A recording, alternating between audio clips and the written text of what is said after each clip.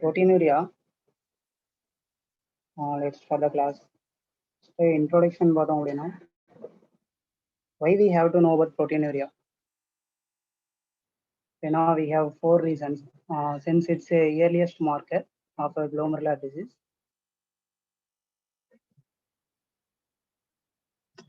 And also it's going to say about the prognosis and then the progression of this CKD.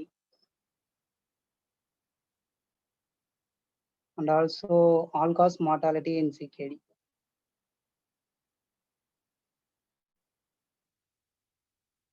And also cardiovascular mortality. Even before there is rise in GFR, decrease in GFR or rise in serum creatinine, the proteinuria alone can result in cardiovascular risk.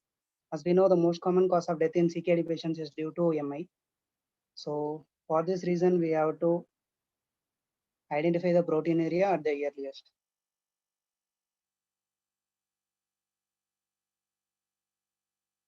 And also, proteinuria is a cornerstone in the evaluation of AKI, CKD, hematuria.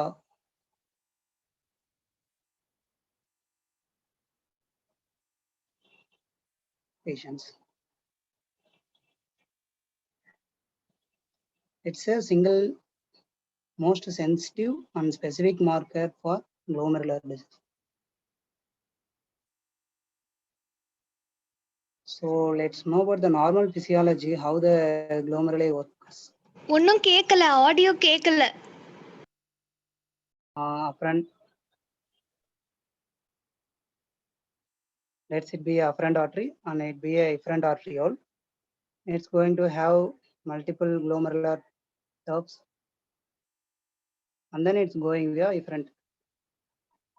So surrounding these glomerular capillaries we have podocytes. Here we have parietal epithelial cells. This is parietal epithelial cells and this one is podocytes. This one will be our Bowman space. This one will be our endothelium. In between the endothelium and podocytes will be glomerular basement membrane. So if we take this and draw here, we have endothelial cells. And then we have glomerular basement membrane. And then we have podocytes, which are attached to the glomerular basement membrane via the food process. Here we have slit diaphragm, which connect this food process. In between the epithelium, there comes the filtration slit.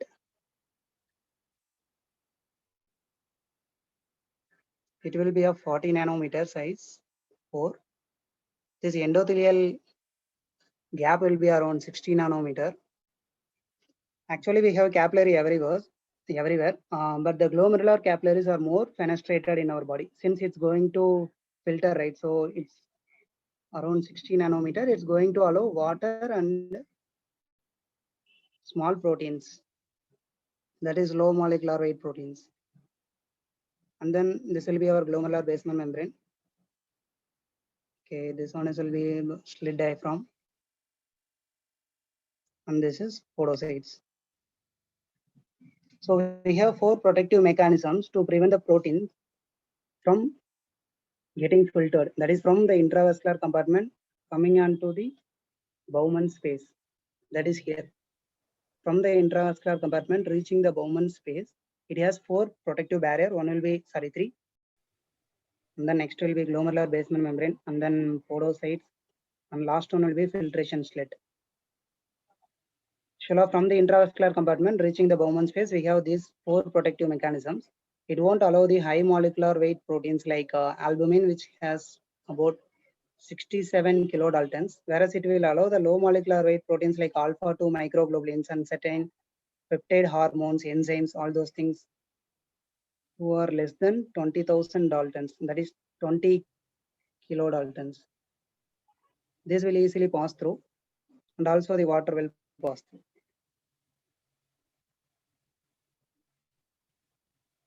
However, there will be very little amount of albumin will reaches the urine. So the normal components of urine will include Normally, the urine proteins will be around 150 mg. 75 mg, that is, 70 mg, half of it will be TAM horsefall protein.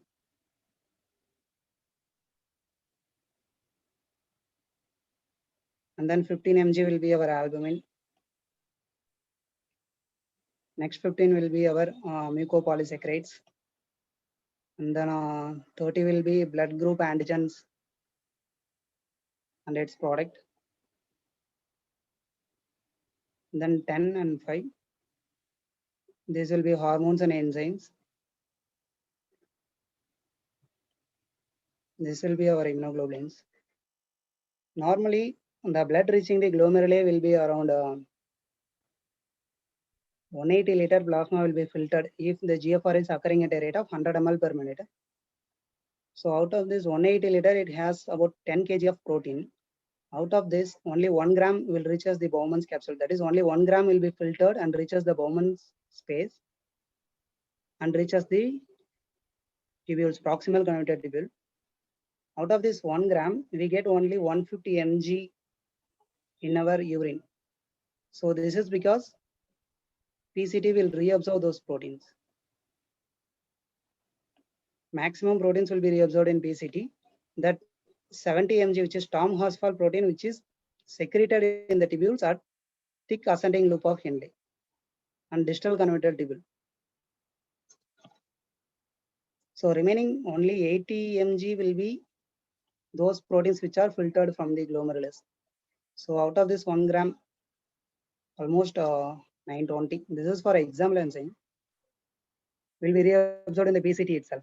If there is any problem in these things, all those 4 barriers, and if there is any problem in the tubular reabsorption, it will result in proteinuria. So based on this, we have 4 types of proteinuria. First of all, what is proteinuria? If it is more than 150 mg over 24 hours of protein or more than 30 mg of albumin over 24 hours, proteinuria and albuminuria respectively. If the problem is in the glomeruli, then it is a glomerular proteinuria.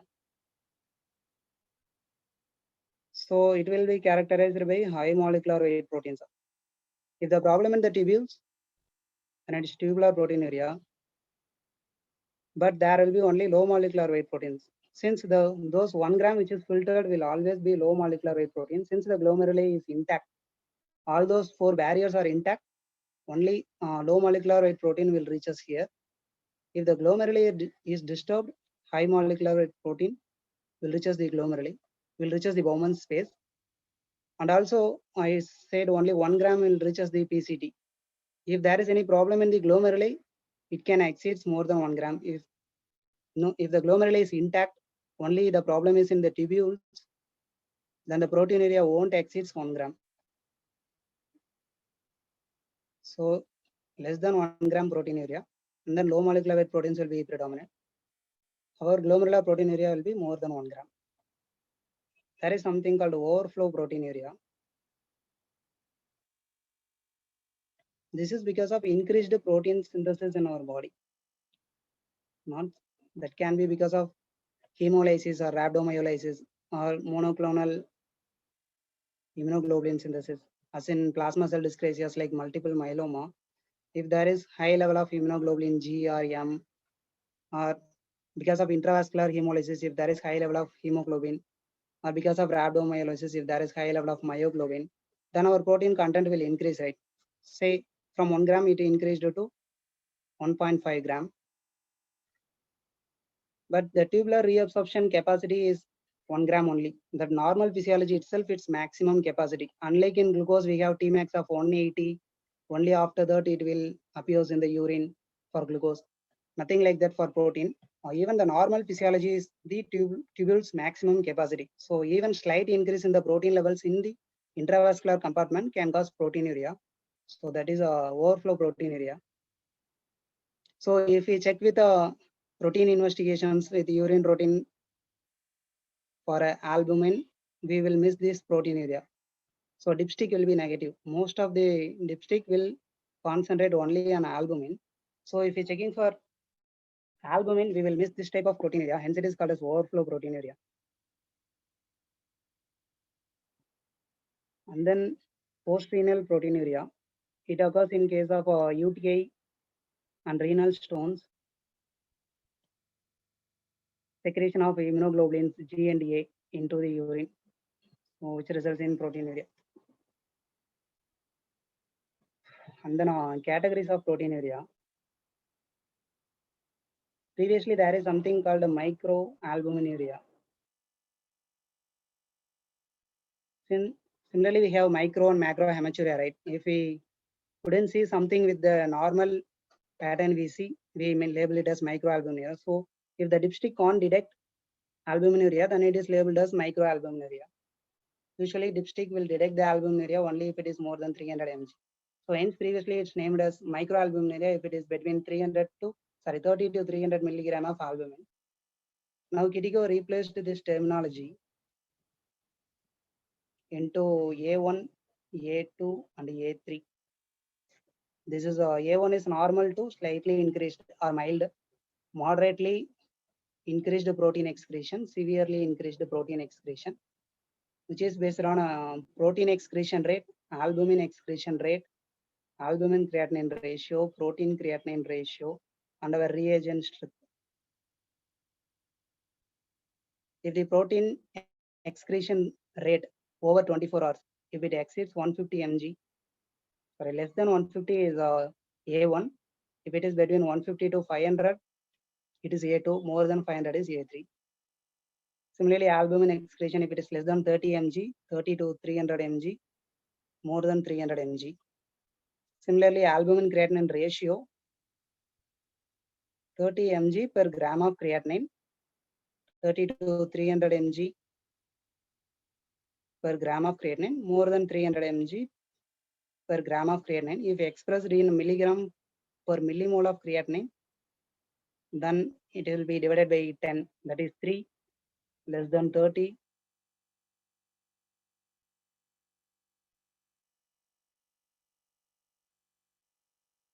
sorry, 3 to 30, then more than 30 milligram per millimoles. Similarly, in PCR, if it is expressed in milligram per gram, less than 150 milligram per gram, 150 to 500 milligram per gram, more than 500 milligram per gram. If it is expressed in milligram per millimole, divided by 10, that is 15 milligram per millimoles of creatinine, 15 to 50, more than 50 milligram per millimoles of creatinine. If we are going to check with reagent strips, if it is negative to trace, then it is A1, trace to 1 plus, it is A2, more than 1 or equal to 1 plus, it is A3. So this is how we are categorizing the proteinuria. There can be some error while measuring this albumin and protein in the urine. So what are those errors, sources of errors?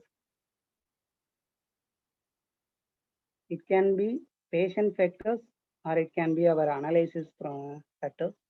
Patient factors includes C2I, that is remember it is change in posture, that is orthostatic proteinuria. If the patient is in upright posture for prolonged period, patient will develop orthostatic proteinuria. And then D for drugs, dehydration,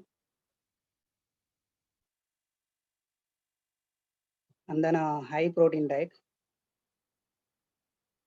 and then exercise, increased physical activity, and then F for fever and failure, that is a congestive cardiac failure, and then G for girls having menstruation and vaginal discharge, and then H for heat injury and then hematuria, and then I for acute infections and UTI, sepsis. So all those things will falsely increase the protein level, but this will be less than 500. These things are called as a benign proteinuria or functional proteinuria. If the protein levels are more than 500, it will be considered as significant proteinuria. So the source of errors by collection and assessment of albuminuria and proteinuria will include source of error in laboratory. In the pre-analysis stage, at the collection point, either it is random sample and the timing of that random sample. And then the storage, protein might get denaturated, can get broken down, or adhesion to plastic, storage, temperature, all those things.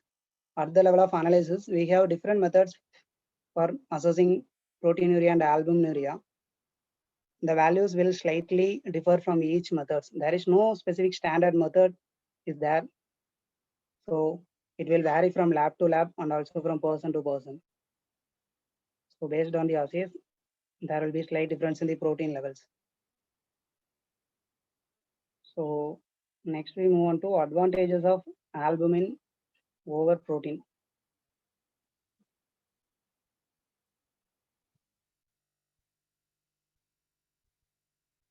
We have some advantage why we have to use ACR over PCR, because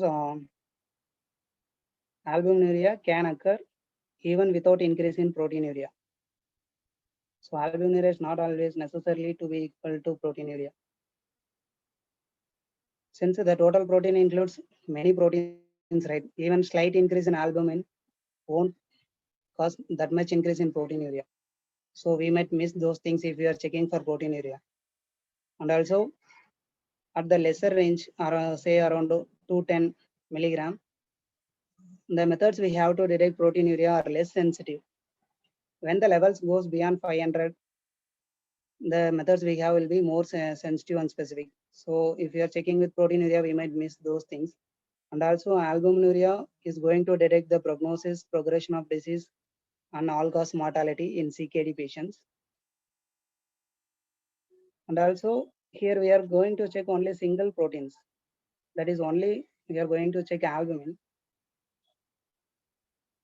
So it helps in standardization of the values.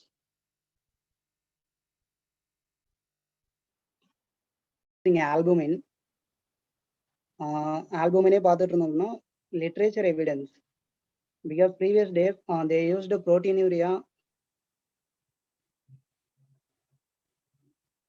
as a marker of response to the therapy. For example, any glomerular disease patients, if they are intervening with some regimen, they will monitor using only with proteinuria. So only in diabetic, they have used the albuminuria as a marker of improvement. So the literature evidence is very less. If we are going to use the albuminuria, we can't apply the same literature evidence which we obtained from proteinuria, right? Since the albuminuria and proteinuria doesn't have numerical correlation. For example,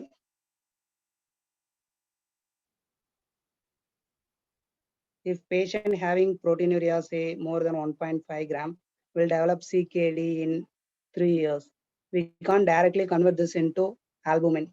For like 500 milligram of albuminuria will develop CKD in 3 years. Admari we can't directly convert. So the literature evidence using albuminuria is more only in diabetes. So that's one disadvantage. And another disadvantage is misread tubular proteinuria. As I already said, there is two other types of proteinuria. Only in glomerular proteinuria, albumin levels will be increased, right? Since albumin is a high molecular weight protein, glomerular proteinuria will have high molecular weight proteins, whereas tubular proteinuria will have only low molecular weight proteins. So if we keep on concentrating on albumin, we might miss these proteins. So we will miss the diagnosis. Like tubular proteinuria will occur in Fanconi syndrome and Dense disease. These are isolated tubular disorders. We might miss these things. And also we might miss overflow proteinuria like multiple myeloma, hematuria, intravascular hemolysis, and rhabdomyolysis if we keep on checking on albumin.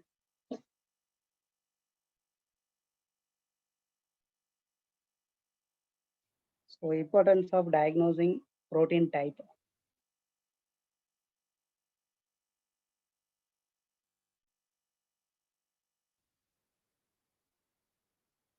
That is, if we use gel electrophoresis method,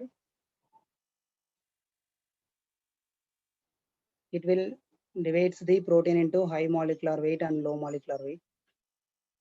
So if the high molecular weight is more than low molecular weight, we can diagnose it as a glomerular proteinuria. Similarly, if we calculate albumin protein ratio, if the albumin protein ratio is high, then it is glomerular proteinuria. Since in tubular proteinuria, albumin count.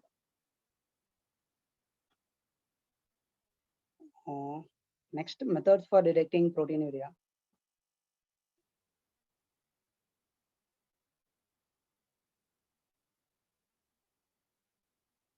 We need to know this because while we are going to follow up for a patient and we are going to check for the progression of the disease or response to the treatment, we have to follow the same method which done previously. Since the protein values will vary from methods to methods.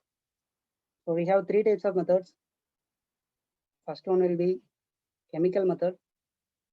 It has two types, Buret type and then a Kajal dal. Based upon the type of reagent, here we will use copper, here they will use nitrate. In all those things, if there is tubular proteinuria, falsely the values will be high, falsely the value will be low. If there is a tubular proteinuria, since they are mostly going to concentrate on albumin and the high molecular weight proteins.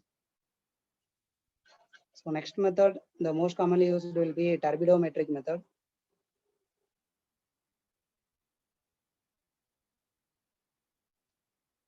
Here they will add the reagent, maybe sulfosalicylic acid or trichloroacetic acid. Once it is added to the urine, it will denaturate the protein, causes the turbidity.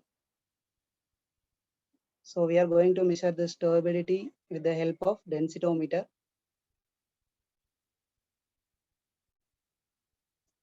So based upon the turbidity, they will give the protein values. It also going to concentrate high on albumin and high molecular protein compared to globulin.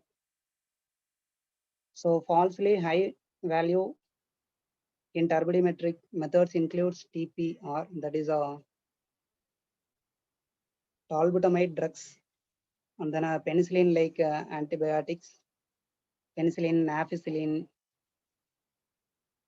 all those things, and also radio contrast agents. All those things will falsely show high values if we are going to check the protein by turbidometric method.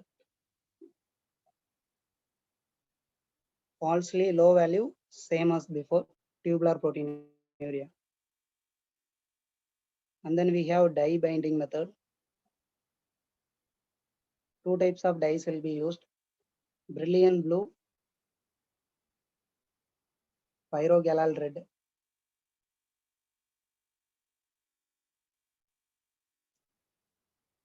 It also going to concentrate much on the albumin, so falsely high if there is a aminoglycoside antibiotic usage in the patient, and also dextran plasma expanders.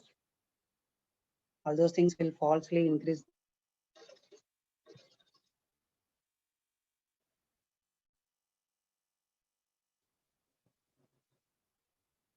Similarly, falsely will decreased in tubular proteinuria. And then methods to measure albumin. We have some problems with the albumin. What are those problems? Albumin will be in 4 molecular forms. That is, it can be immunoreactive, non-immunoreactive, fragmented, and biochemically changed. That is, normally albumin is about 67 kilodalton, as I already said. Most of the type 1 diabetes patients, the albumin will be lysed. It will be around only 10 kilodaltons. If you check in the urine, they have conducted a study which included type 1 diabetic patients. Most of their urine, almost 99% of the albumins are found fragmented in their urine. Similarly, the albumin has 5 antigenic sites. நம்ம test பண்ற ஆல்புமினுரியா test எல்லாமே will depends upon this antigenic site. We have antibodies against this antigenic site. So once it gets fragmented, one of the antigenic site might get missed. Sometimes even all those 5 antigen will be missed. So then it will become non-immunoreactive. Even if we add those anti-albumin antibodies, it won't react. Immunoreactive means normal albumin which have at least one antigenic sites. We will add the anti-albumin antibody, it will react. And biochemically changed, or there will be some conformational changes occurs in the albumin if there is a change in PUBG, that is a P for urine pH, U for urea, B for bilirubin, then G for glucose, then A for ascorbic acid. If there is change in the concentration of these things, there will be change in the albumin structure. So this will also interfere with the results. So these are the problems with the albumin. So methods we have to detect the albuminuria. As I already said, we are using immunological method only. We are going to add the anti-albumin antibody and found out the albumin. So first method will be immunoturbidimetric antibody. Sorry, immunoturbidimetric method. We are going to add the antibody. It will forms the complex with the albumin. So it will result in turbid, which is measured by spectrometer. The turbidity is directly proportional to the level of albumin. So next we have double antibody radioimmunoassay. Here we have fixed amount of albumin antibody. Urine will have some albumin, and we are going to add radioactive albumin.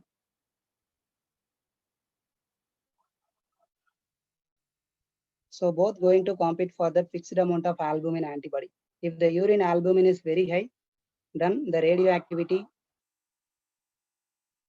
albumin binding with the antibodies will be decreased, right?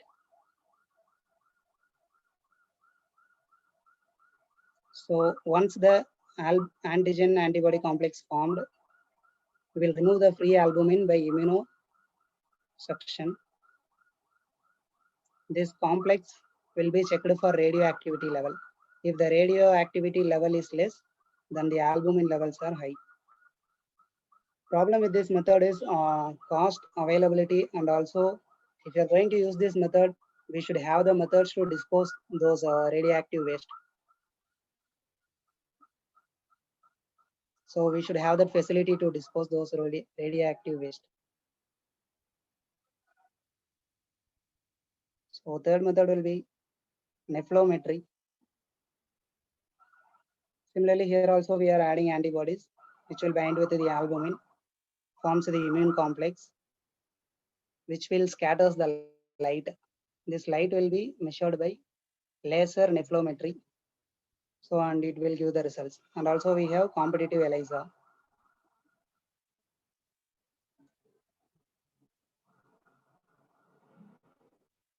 At last we have HPLC, that is a size exclusion HPLC. As I already mentioned, if we are going to follow the same immunological method by adding antibodies, we might miss non-immunoreactive albumin, right? So we are going to do HPLC. HPLC will divide the proteins based upon their size. So albumin is, since it's high molecular weight, it will divide into high molecular weight protein and low molecular weight protein. So it will give the albumin value including non-immunoreactive albumins. So always if we are measuring the protein by HPLC, it will always be slightly higher than the other methods because of this reason.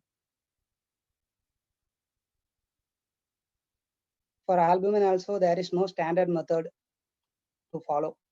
Each lab, based upon their availabilities, they will follow different method.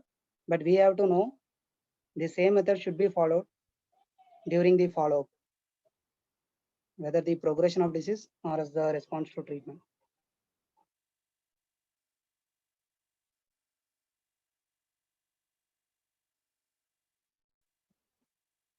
Then these are the methods. And then collection of sample, whether we have to follow random sample or 24-hour urine sample.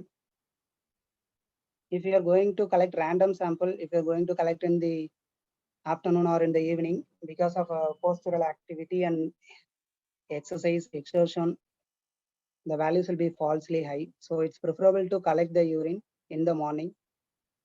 That too, first sample. First morning sample are preferred if you are going to collect the random sample. However, gold standard will be 24 hours. If you are going to collect the 24-hour urine, we should ensure that all the 24-hour urine is collected in the bag or in the container. So எப்படி confirm பண்றது அப்படின்னா, we have to calculate the 24-hour urine creatinine, and then we have to compare it with the previous results, previous 24-hour urine test. If it is done, if the records are available, we can compare. Both should be almost same. If it is not same, then the 24-hour urine is not collected proper. If the reports are not available, we have average values for men's and women's. If it is 50 to 70 years men, then it is 18 to 25 milligram per kg for 24 hours of urine creatinine should be there in the 24-hour sample. If it is a female 50 to 70, it's around 16 to 22. This difference because females have less muscle mass and also increase in age will have decreased muscle mass, right? So if it is more than 70 men, then it is around 15 to 20. If it is female, then it is 11 to 16 milligram per kg per day. So we want to quantify this and we want to ensure that the full 24-hour urine is collected in the container before doing the test. And then anytime we have to repeat the investigation also, because by one value alone we can't decide. So always repeat the investigation one more time.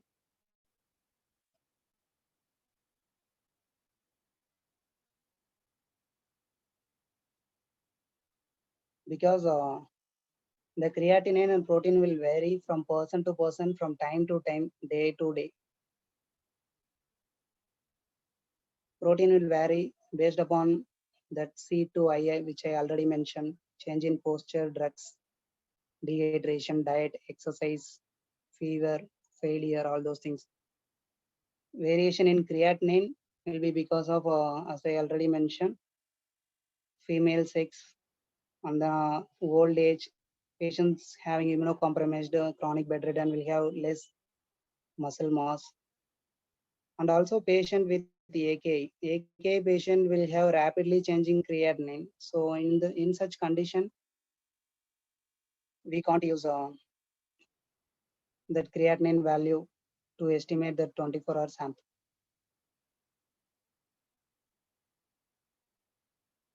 And then converting albumin creatinine ratio to 24 hours albumin or protein creatinine ratio to 24-hour protein. If the albumin creatinine or protein creatinine ratio is given in the unit of milligram per millimole, we have to multiply it by 10 to get the 24-hour value. That is a protein excretion rate and albumin excretion rate.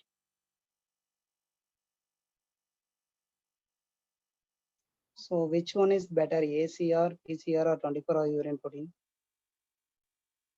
In a retrospective study, in predicting need for RRT, progression to CKD, and all-cause mortality,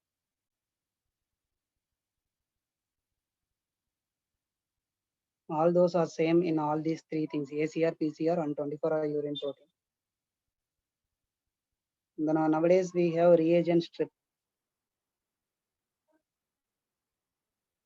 It also uses the antibody method to detect the albumin. If there is no laboratory facility available, we can use reagent strip. However, in general population, it's going to increase the cost and high false positive value is there. But the negative predictive value is very good. If there is a reagent is negative, most of the patients won't have albuminuria, proteinuria. So no need to put the patient into more panic. So better to avoid the reagent strip in general population. However, in high risk groups like hypertension, diabetes, obesity, vascular problem, those patients we can use reagent strip for screening. And then we have to confirm it with quantitative test, which I mentioned earlier. For protein, we have 3 tests. For albumin, we have 4 tests. And then in children's, it's better to go with 24-hour urine protein or PCR. In pregnancy and in eclampsia, also it's better to go with the PCR. In kidney transplant patient, to check for transplant failure, we can go with the ACR.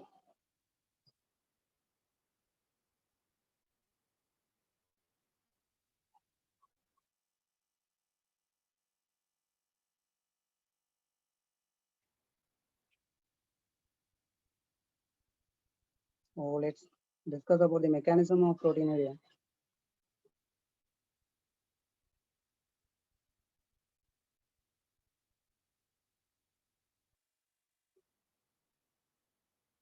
Normally, the glomerular capillaries are arranged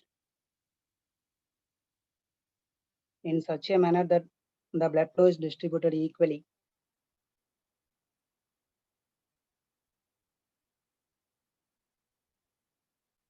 And also the flow velocity will also be on the lesser side compared to afferent artery velocity. So whenever there is increase in the blood flow velocity, the quality of filtration will be decreased, right? So it will result in proteinuria. Usually the glomerular capillaries mean diameter will be around 120 to 140 micrometer.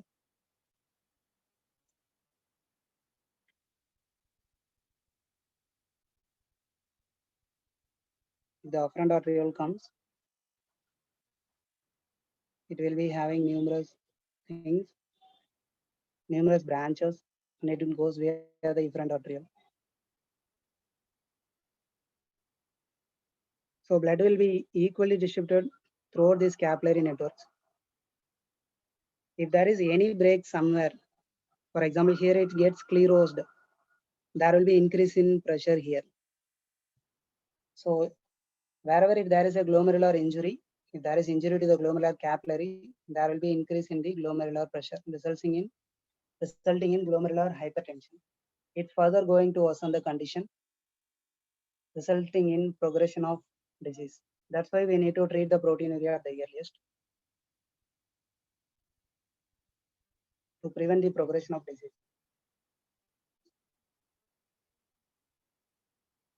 The filtration barrier includes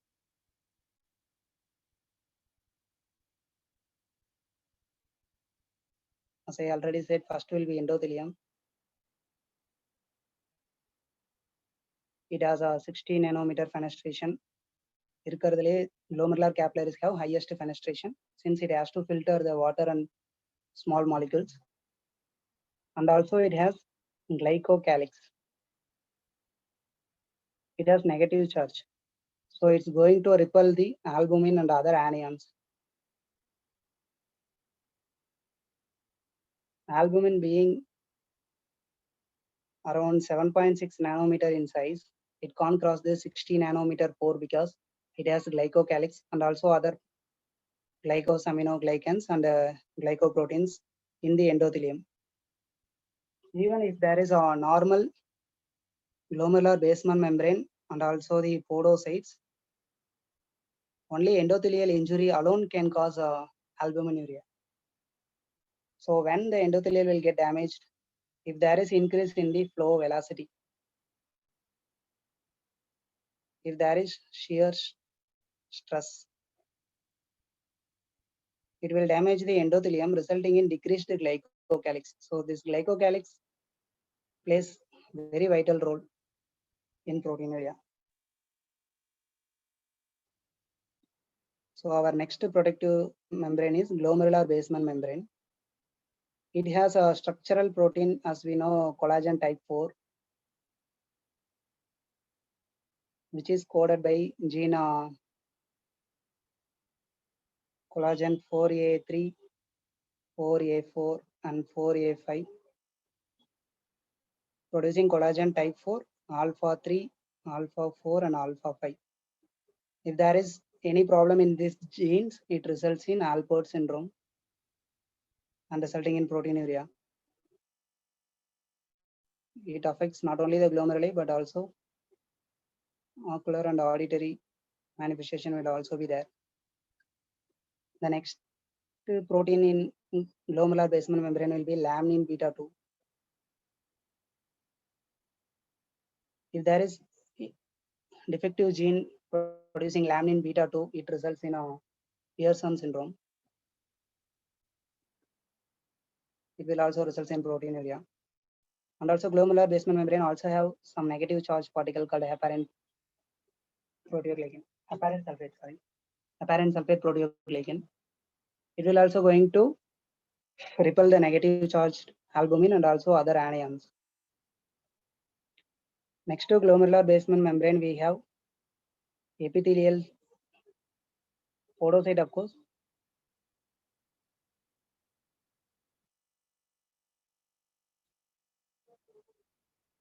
If this will be the endothelium, glomerular basement membrane, and the podocyte and its food process,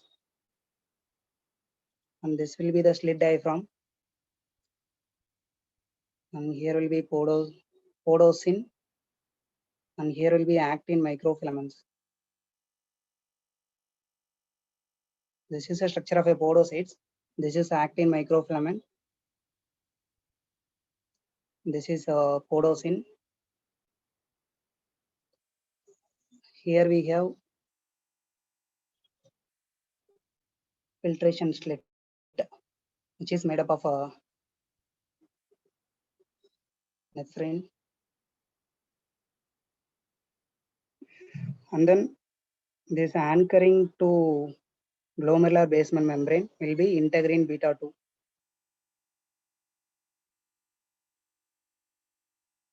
So podocytes is anchored to glomerular basement membrane via integrin beta 2.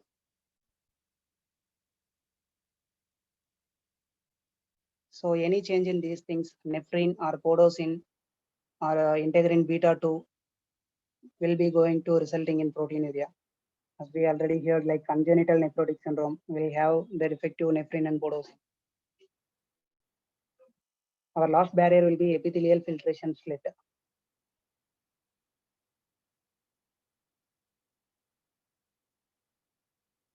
It has pores of 40 nanometer in size.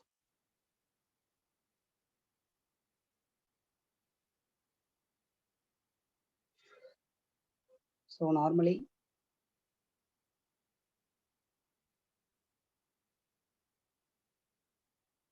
this is the afferent. This is going to have some capillaries and its branches. So normally here will be the podocytes.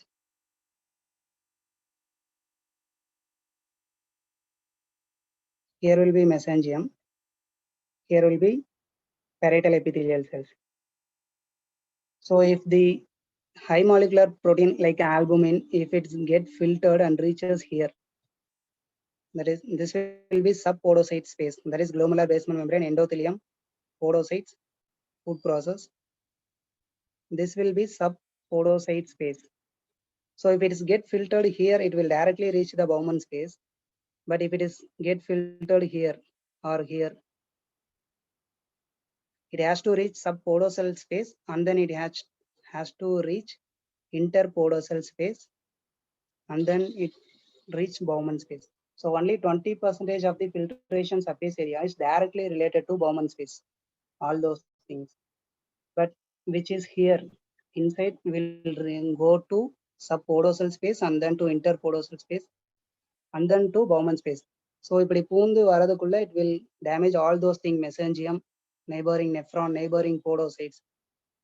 So it will result in progression of the disease.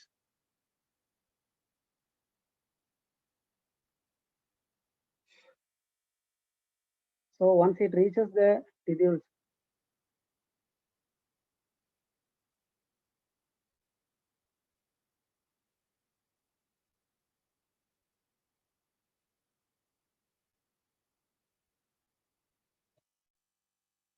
albumin rich PCT.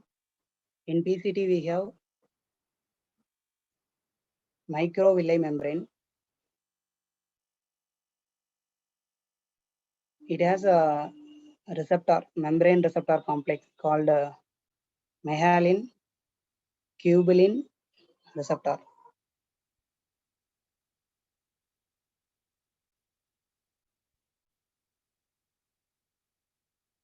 So albumin which get filtered here reaches the PCT. There occurs endocytosis.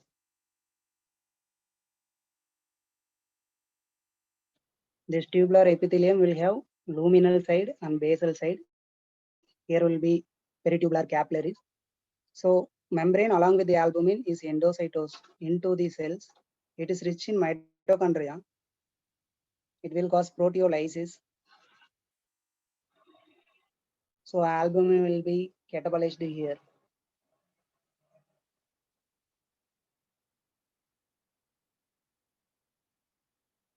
And some proteins or amino acid will bound to albumin, right? For example, some drugs or bilirubin or calcium, something. If it's bound to albumin, after proteolysis, they will be released into the interstitial space. From there, the peritubular capillaries will collect.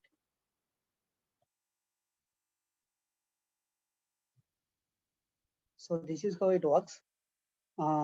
If the albumin is beyond the capacity of the tubules, at the end of PCT, it's going to have high levels of albumin. அதுக்கப்புறம் ஆல்புமினை யாருமே observe பண்ண போறது கிடையாது. Instead, water also getting reabsorbed. So urine is going to get more and more concentrated once it going to reach the thick ascending loop of Henle on DCT. So here will be the maximum albumin. As we know, only here Tom Horsfall protein will be synthesized or secreted into the tubules. So this albumin combined with this protein will form protein cast. It will cause tubular obstruction. So once tubules get obstructed, that entire nephron function will gone.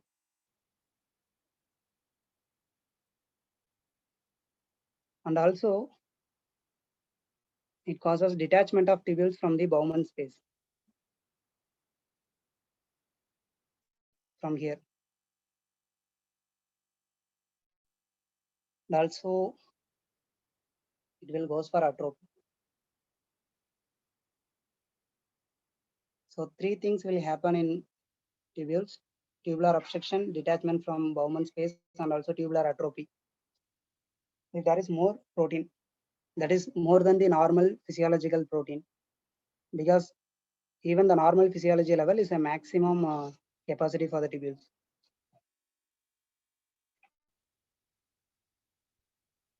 So because of proteinuria, the renal sequences includes, that is the progression of CKD in proteinuria, because we have to prevent these things. First, changes in the podocytes. As I already said, by some mechanism, for example, Alport syndrome, collagen 4 is absent, glomeruli is filtered with albumin. So, and the specific glomeruli will get damaged. So, specific nephron loss will result in glomerular hypertension in other nephrons. So, whenever the pressure is going to rise, the quality will decrease. So, size selective filtration will be affected.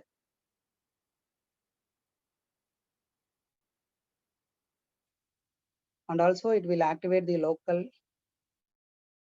ROS system. This local ROS resulting in release of angiotensin 2. It's further going to worsen the condition. That's why we prescribe ACE inhibitors. This angiotensin 2 will further cause glomerular hypertension. and also it will decrease the nephrin expression, resulting in slit diaphragm dysfunction. And also angiotensin 2 will activate the Notch-Schnell pathway. This pathway will worsen the podocyte injury. This is because of hypertension. And also there will be protein in the subpodocyte space, right? As I already mentioned, to reach the Bowman space, it has to traverse subpodocyte and interpodocyte space. So this protein will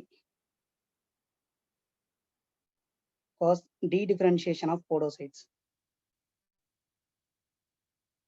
So podocyte functions will be lost, resulting in a decreased production of podocin and also increased production of desmin.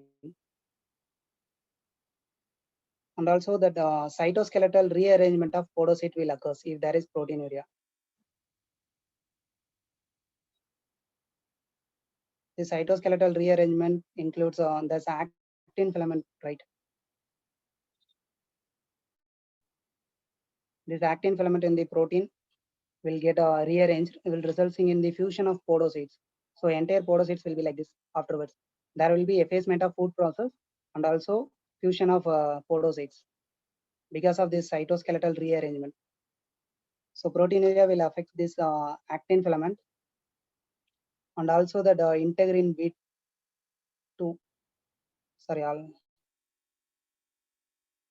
alpha 3 beta integrin, which I mentioned here,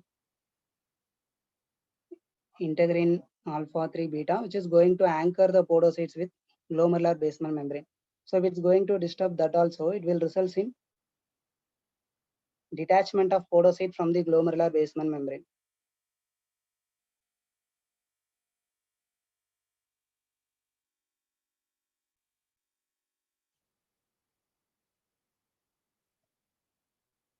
So these are the three things occurs because of proteinuria. In diabetic patient, there is a decreased Pituin 1 expression, which results in decreased expression of nicotinamide mononucleotide.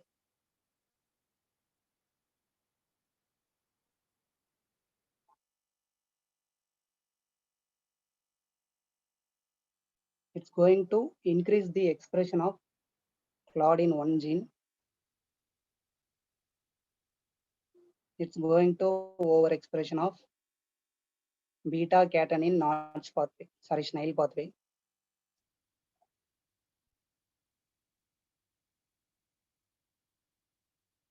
It will cause decrease in the podocin expression, resulting in slit diaphragm dysfunction. Next, the proteinuria is going to affect mesangium.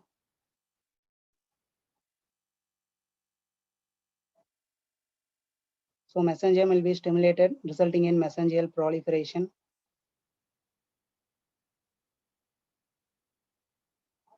And also extracellular matrix deposition.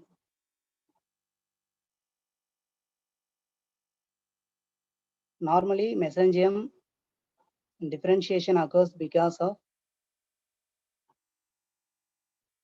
endothelium. Endothelium will produce platelet-derived growth factor, which is responsible for the mesangium differentiation. If there is no platelet-derived growth factor, mesangiolysis will occur.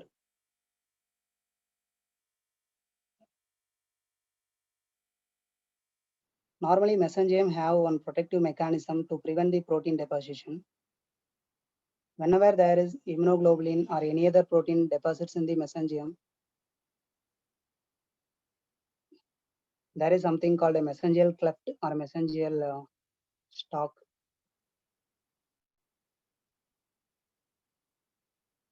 So it will engulf that, and those proteins will be phagocytosed. And also sometimes complement factor D activation, which results in alternate complement pathway activation, will remove those immunoglobulins and proteins. So if there is deficiency of complement factor D, resulting in mesangial immune complex deposition disease.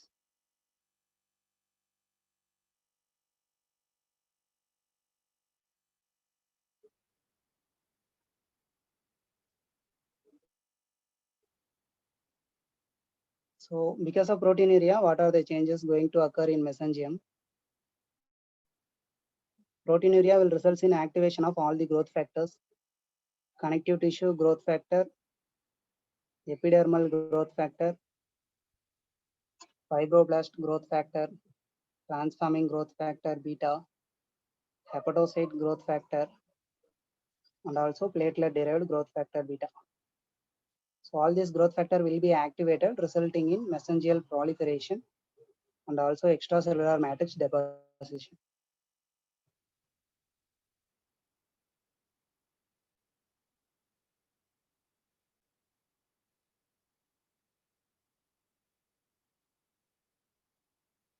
And also angiotensin 2 also plays a role here. Angiotensin 2 will activate the epidermal growth factor, and by this it activates the mesangium. So it's very important to prescribe ACE inhibitors.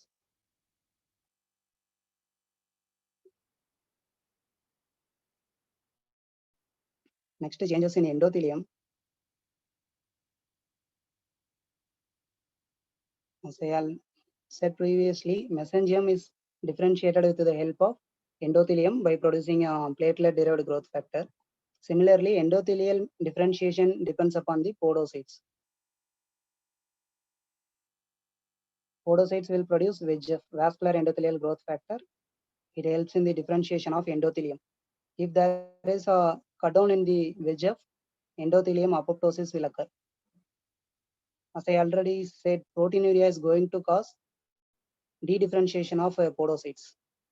So all the functions of podocytes will be lost. So this function will also be lost. So there will be endothelial apoptosis. And also whenever there is decreased VEGF, endothelium will release endothelin 1. It will decrease podosin again, further deteriorating the condition. Next, changes in parietal epithelial cell.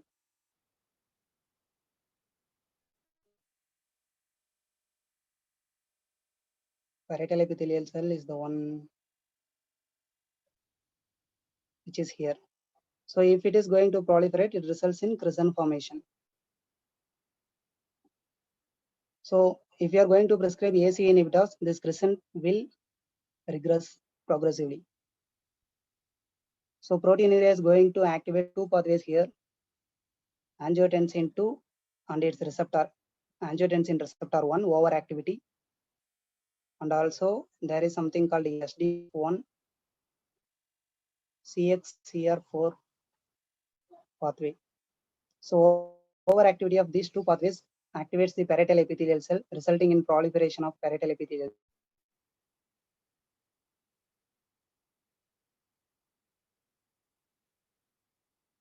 In FSGS, overactivity of transforming growth factor beta will result in proliferation of parietal epithelial cell. And then changes in post-glomerular hypoxia.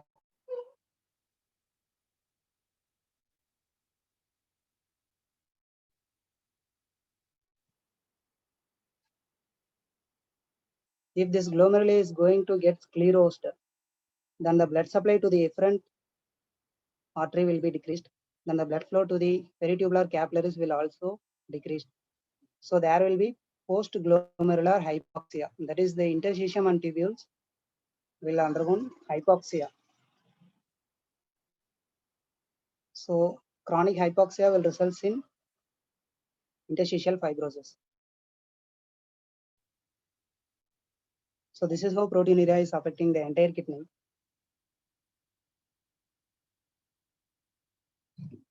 And then changes in tubules. How proteinuria is going to affect the tubules. If there is glomerular disease, increased protein filtered at the glomeruli, going to reach the tubules. Once it reaches the tubules, it will activate three systems VIA, that is vasoactive genes, and then inflammatory genes, and then apoptotic genes. So all these three genes will produce their respective products. That is term, we can remember it as term. That is transforming growth factor beta, endothelin 1, RANS, and then MCP1. All these four genes will reach the interstitium and resulting in lymphocyte and macrophage arrival to the interstitium. It will attract the lymphocyte and macrophage.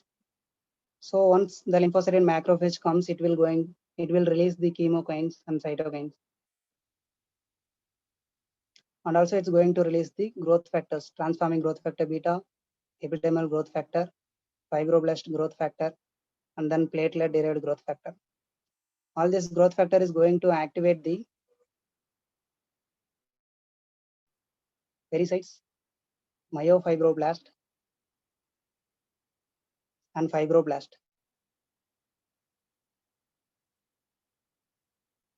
So all these things will result in increased extracellular protein synthesis and also decreased extracellular protein degradation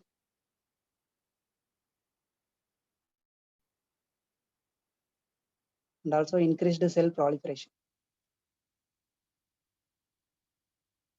So at last it's going to result in interstitial fibrosis.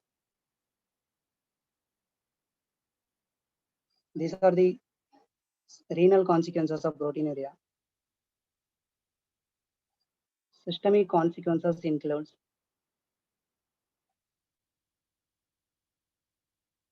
hypoalbuminemia. Serum albumin level depends upon three systems: renal, liver, and GIT. The hypoalbuminemia is not only because of the urine loss of albumin. Even if the urine loss of albumin is high, liver can compensately can increase to 3 to 4 times its normal level. Normally, liver will produce about 12 to 14 gram per day of albumin. If there is urinary loss, if it's going to increase it to 3 to 4 times, definitely the serum level will be around 3 to 4, but it won't do. That's why there is hypoalbuminemia.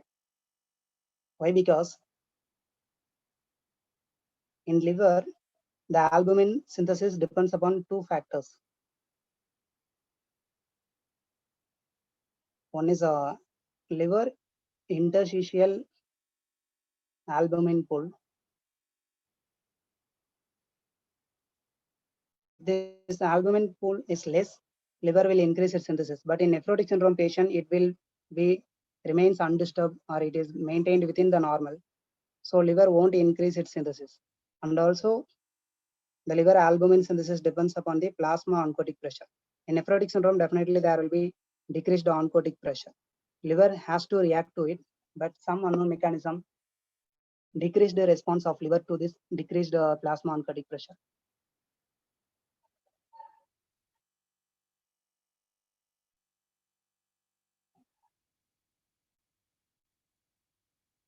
And also malnutrition in nephrotic syndrome patient results in hypoalbuminemia. In kidney, one because of urinary loss.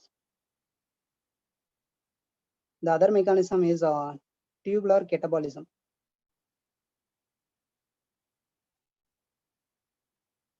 As I already mentioned, the albumin reaching the tubule is endocytosis by MCR, myelin-globulin receptor, and it will undergo proteolysis, resulting in albumin catabolism. But the tubules are already maximally saturated even with normal physiological levels, right? Then how it's going to decrease the albumin level? It is because it has two systems in the tubule. Low capacity system, which functions only in the normal albumin level, and another one is high capacity system, high capacity low affinity system. It will be activated if there is more albumin comes into the tubules. So this will result in increased catabolism of albumin.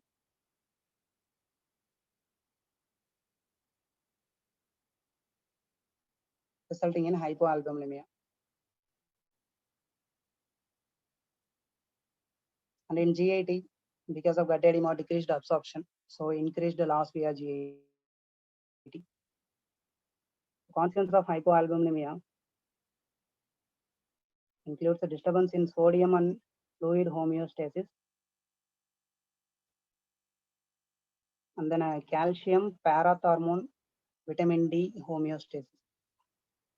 Normally in CKD patients, we have secondary hyperparathyroidism, but in nephrotic syndrome patient, even before there is rise in serum creatinine or fall in GFR, because of decrease in the ionic serum calcium,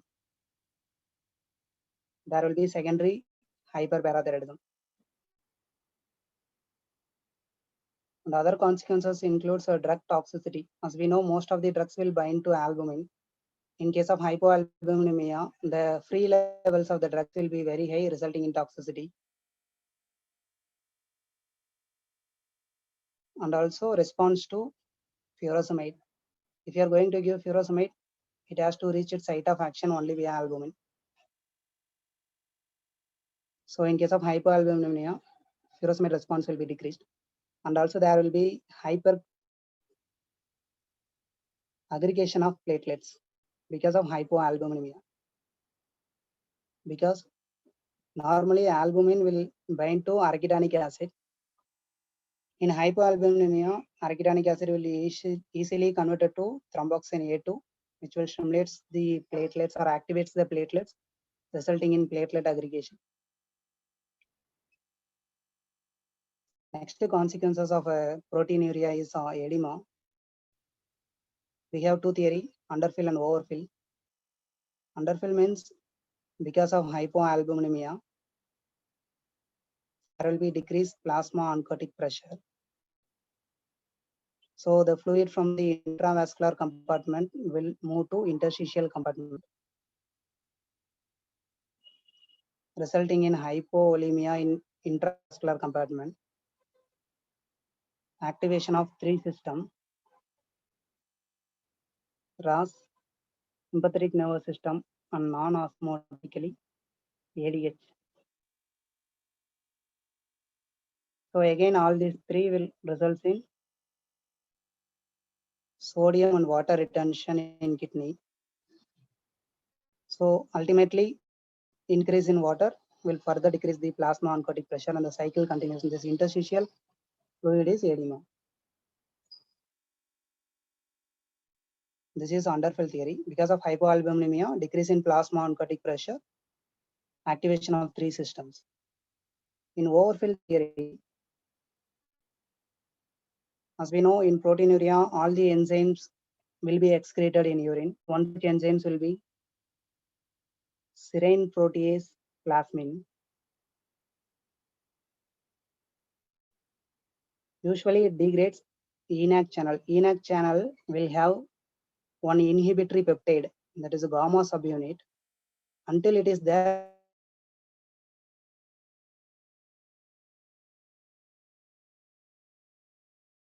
is plasma, this gamma subunit, ENaC will become overactive. ENaC present in the principal cells, right? Once the urine protein reaches the distal convoluted tubule, it's going to break the gamma subunit, resulting in overactivation of ENaC, and also simultaneous overactivation of sodium potassium ATPase. So both these things resulting in increased sodium retention, and also overactivity of phosphodiesterase enzyme activity, resulting in decreased cyclic GMP. As we know, cyclic GMP is catabolized by phosphodiesterase. For the atrial natriuretic peptide to act, it needs cyclic GMP as its second messenger. So because of overactivity of phosphodiesterase, there will be decreased cyclic GMP. So atrial natriuretic peptide activity will be decreased. So natriuresis is decreased. So again, sodium retention. And also renal cortin. Its function is to secrete atrial natriuretic peptide. It also decreased here. So all these things at the end resulting in increased sodium. So resulting in increased water retention, so volume, resulting in a hypertension. Both these things will inactivate the ROS, but it will result in a disturbance in Starling force, increased hydrostatic pressure, resulting in edema. Next one will be hyperlipidemia. The reason for hyperlipidemia, again the enzyme disturbance, decreased activity of lecithin cholesterol acyl transferase. Normally it will convert HDL3 to HDL2. That is more mature form of HDL. Because of decreased LCAT, HDL2 activity will be decreased. Actually, HDL2 will carry ApoC2, which has the enzymatic activity of lipoprotein lipase.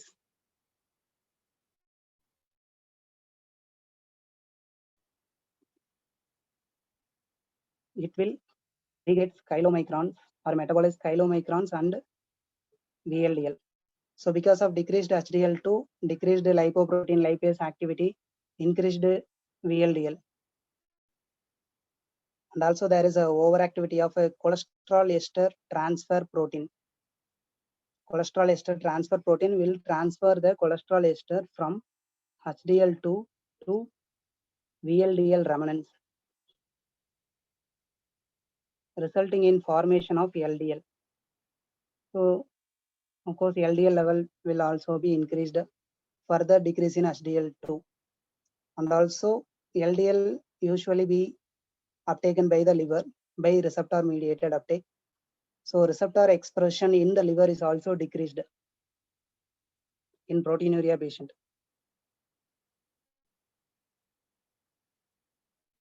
So resulting in decreased uptake of LDL, further resulting in increased LDL, and also increased lipoprotein A synthesis in proteinuria patient.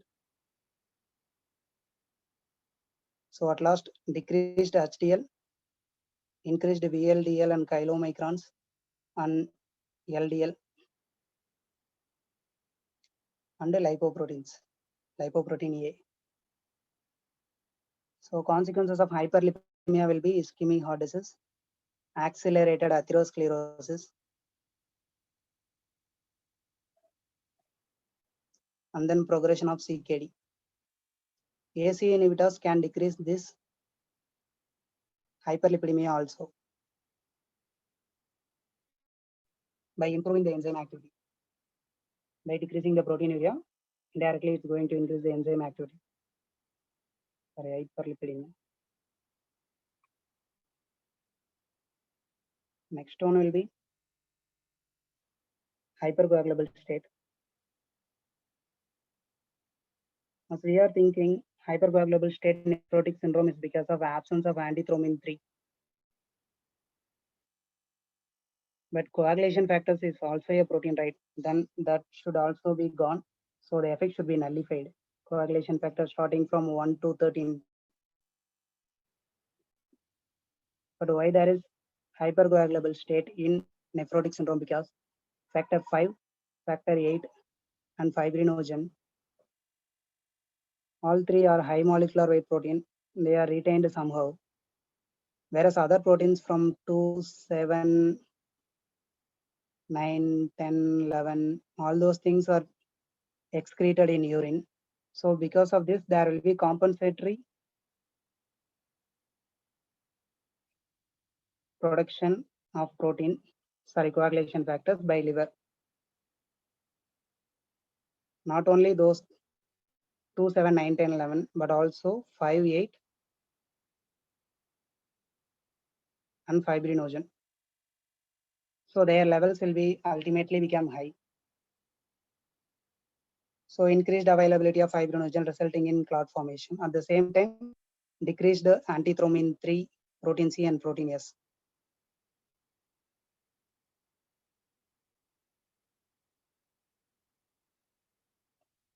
Hypoalbuminemia is directly proportional to the deficiency of antithrombin.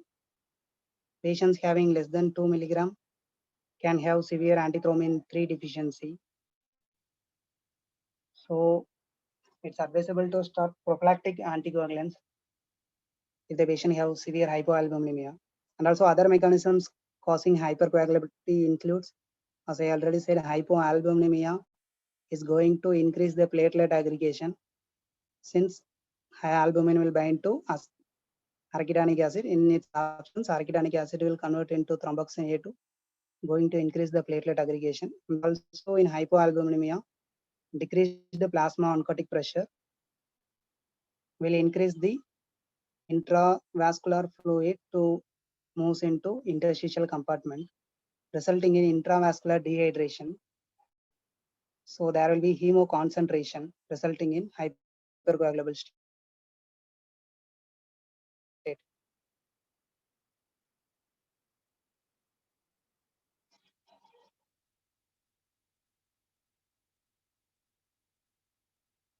So consequences of hypercoagulability includes renal vein thrombosis, pulmonary embolism, and DVT. Most of the nephrotic syndrome patients will straight away present with DVT or pulmonary embolism.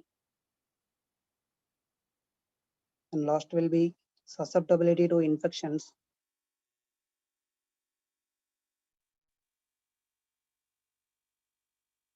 Since immunoglobulin is also a protein, we will lose most of the immunoglobulins, make us susceptible to common infections, usually Streptococcus pneumonia and E. coli. Most common infections will be cellulitis and peritonitis, where there will be edema.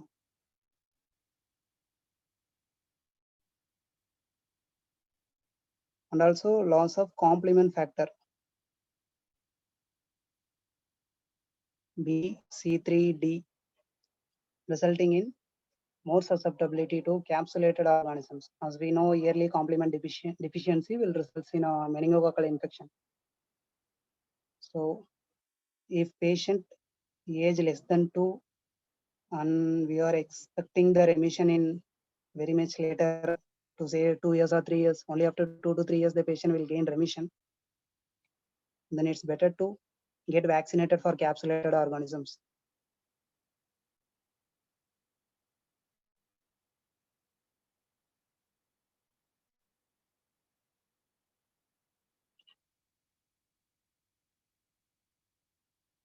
Thank you.